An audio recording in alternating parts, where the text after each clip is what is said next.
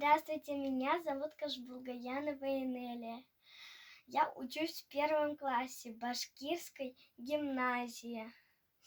Село Малаяс Салаватского района. Вашему вниманию я представляю кукол башкирских национальных костюмов.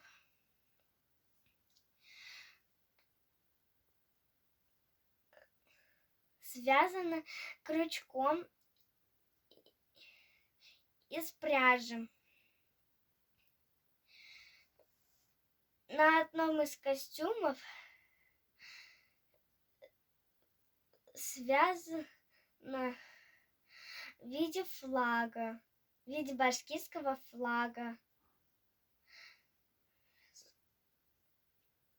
И еще на одном из платьев связан курай семилепестковый.